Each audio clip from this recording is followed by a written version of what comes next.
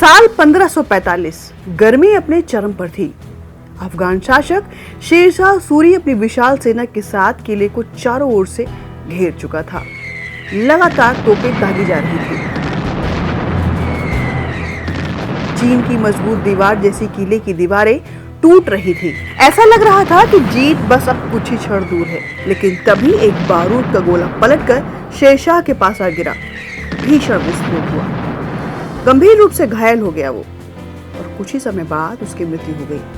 और इतिहास की विडंबना देखिए कि जिस शासक ने हुमायूं जैसे मुगल बादशाह को भारत छोड़ने पर मजबूर कर दिया था, जिसने उत्तर भारत की राजनीति और प्रशासन को नई दिशा दी थी, आज वो अपने जीवन की अंतिम लड़ाई लड़ रहा था। और जिस किले के सामने यह घटना घटी उसका नाम था कालिंजर। लेकिन यहां सवाल है कि आखिर ऐसा क्या था इस किले में? क्यों सदियों तक भारत की लगभग हर बड़ी शक्ति इसे अपने अधिकार में लेना चाहती थी? और क्यों आज लगभग 500 साल बाद भी कालिंजर इतिहासकारों, पुरातत्वविदों और आम लोगों को समान रूप से आकर्षित करता है? नमस्कार, मैं हूं दीप्ति और आप देख रहे हैं ध्येय टीवी। चलिए आज इन सभी सवालों के जवाब जानते हैं इस वीडियो के जरिए। दोस्तों, दरअसल कालिंजर की कहानी तलवारों से पहले भूगोल से शुरू होती है।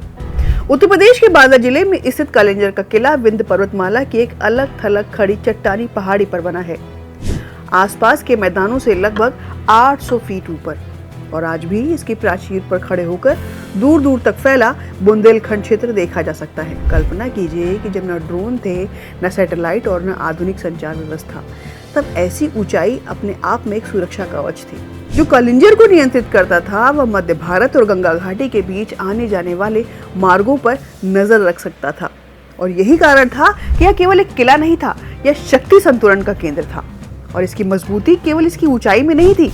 किले तक पहुंचने के लिए कई प्रवेश द्वारों और घुमावदार मार्गों से गुजरना पड़ता था। भीतर जल स्रोतों की ऐसी व्यवस्था थी कि लंबे समय तक घेराबंदी झेली जा सके। यानी कालिंजर केवल प्रकृति की देन नहीं था, यह रणनीतिक सोच का भी उत्कृष्ट उदाहरण था। लेकिन यदि कालिंजर की ताकत भूगोल था तो उसकी आत्मा आस्था थी, जहाँ शिव और इतिहास एक साथ दिखाई देते हैं। कालिंजर नाम को लेकर भी अनेक व्याख्याएं मिलती हैं, लेकिन सबसे लोकप्रिय अर्थ है काल का विनाश करने वाला। स्थानीय मान्यताओं के अनुसार समुद्र मंथन के दौरान निकले विष का पान करने के बाद भगवान शिव ने यही तपस्या की थी। इसीलिए यहाँ स्थित नीलकंठ महादेव मंदिर सदियों से श्रद्धा का केंद्र बना हुआ है। मंदिर तक जाने वाले मार्ग पर पत्थरों में उकेरी गई विशाल प्रतिमाएं दिखाई देती हैं। शिव, गणेश, हनुमान और काल भैरव। ऐसा लगता है कि मानो पूरा पहाड़ एक जीवित मंदिर हो। और शायद यही कालिंजर की सबसे बड़ी विशेषता है। यहाँ इतिहास और आस्था एक दूसरे से अलग नहीं दिखाई देते। दोस्तों, यदि कालिंजर का स्वर्णिम काल किसी राजवंश से जुड़ा है तो वह है चंदेल वंश। वही चंदेल जिन्होंने खजुराहो के विश्वविख्यात मंदिरों का निर्माण कराया। 9वीं से 13वीं शताब्दी के बीच चंदेल शक्ति अपने चरम पर थी और कालिंजर उसका प्रमुख केंद्र था। यहाँ तक कि चंदेल शासक स्वयं को कालिंजराधिपति कहकर संबोधित करते थे। ध्यान दीजिए, ये केवल एक उपाधि नहीं थी, यह उस राजनीतिक महत्व का संकेत था जो कालिंजर को प्राप्त था। उस समय कालिंजर केवल सैनिक चौकी नहीं था, यह सत्ता का केंद्र था, संस्कृति का केंद्र था और बुंदेलखंड की पहचान का केंद्र था। और जहाँ शक्ति होती है वहाँ संघर्ष भी होता है। और यही संघर्ष कालिंजर को भारतीय इतिहास के सबसे महत्वपूर्ण दुर्गों में शामिल करता है। दोस्तों, जब भारतीय इतिहास में जब भी आक्रमणकारियों की चर्चा होती है तो महमूद गजनवी का नाम जरूर लिया जाता है। उसने उत्तर भारत के अनेक नगरों और मंदिरों को निशाना बनाया। सोमनाथ जैसे समृद्ध मंदिरों को भी नहीं छोड़ा। लेकिन जब उसकी महत्वाकांक्षा मध्य भारत की ओर बढ़ी तो उसके सामने चंदेल शक्ति और कालिंजर की चुनौती खड़ी थी। इतिहासकारों के बीच इस बात पर मतभेद हो सकते हैं कि उसके अभियानों की वास्तविक सीमा क्या थी, लेकिन इतना स्पष्ट है कि कालिंजर और चंदेल शक्ति उसके लिए आसान लक्ष्य नहीं थे। और शायद यही कारण है कि खजुराहो जैसे सांस्कृतिक केंद्र उस विनाश से बच गए जिसका सामना उत्तर भारत के कई अन्य नगरों ने किया था। जो हमें पता है कि कई बार किसी सभ्यता की रक्षा केवल तलवारें नहीं करती, उसके दुर्ग भी करते हैं। और अब वापस लौटते हैं 1545 की ओर। शेरशाह सूरी उस समय भारतीय महाद्वीप का सबसे शक्तिशाली शासक था। उसने हुमायूं को पराजित कर सत्ता से बाहर कर दिया था।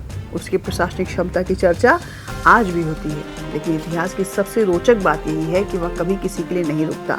कालिंजर अभियान के दौरान हुए विस्फोट में शेरशाह की मृत्यु हो गई और पहली नजर में यह केवल एक दुर्घटना लग सकती है, लेकिन इसके परिणाम बहुत दूर तक गए। शेरशाह के बाद सूर साम्राज्य धीरे धीरे कमजोर हुआ और इसी कमजोरी ने हुमायूं की वापसी का रास्ता खोला। और यदि कलिंजर का वह अभियान अलग तरह से समाप्त होता तो शायद भारतीय इतिहास की धारा भी आज कुछ अलग होती। और यही कारण है कि कलिंजर केवल एक किला नहीं है, यह भारतीय इतिहास के निर्णायक मोड़ों में से एक का साक्षी है। और अब बात सन 2026 की। आज कलिंजर एक बार फिर चर्चा में है, लेकिन इस बार कारण कोई युद्ध नहीं। भारतीय भूवैज्ञानिक सर्वेक्षण ने कलिंजर क्षेत्र को राष्ट्रीय भू धरोहर स्थल घोषित किया है।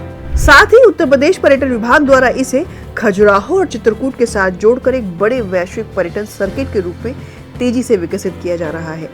दिलचस्प बात यह है कि जिस कलिंजर को हम हजारों साल पुरानी इतिहास से जोड़ते हैं, उसकी चट्टानों का इतिहास उससे भी कहीं अधिक प्राचीन है।